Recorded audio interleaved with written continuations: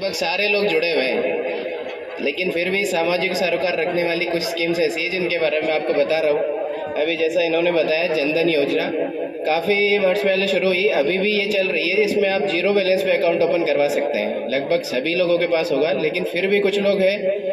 Zero balance का मतलब ये नहीं है कि जीरो बैलेंस रखें, लेकिन उस पर कोई चार्जेस नहीं है। अगर कभी ये होता है कि हमारा बैलेंस नहीं भी है, उसी के साथ में प्रधानमंत्री जीवन ज्योति बीमा योजना और प्रधानमंत्री सुरक्षा बीमा योजना, ये दो बीमा योजनाएं ऐसी है, मुझे लगता नहीं है कि कहीं किसी भी देश में इस तरह का इतने कम अमाउंट पे जीवन बीमा और दुर्घटना बीमा किसी ने दिया होगा।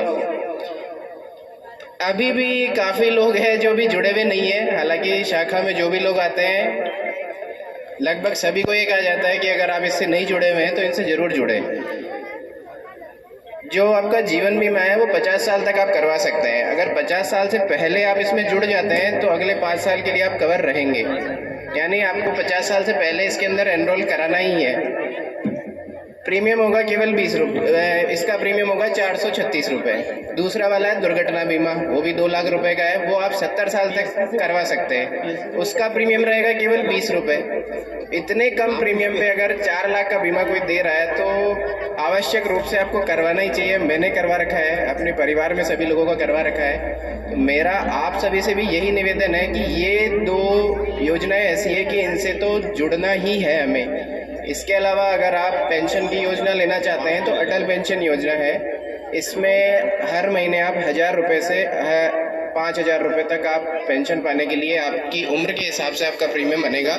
जितना जल्दी आप इस स्कीम में जुड़ेंगे उतना हर महीने आपके, मान के चले आप 20 साल के हैं, हो सकता है हर महीने आपकी मुश्किल से 50 रुपये, 60 रुपये, 80 रुपये इस तरह से हो। ये आपको 60 साल तक जमा करवाना है। इसके बाद आपने जो सेलेक्ट किया है कि हर महीने हमें कितने रुपए मिले, वो आपको उसके बाद मिलना शुरू हो जाएंगे।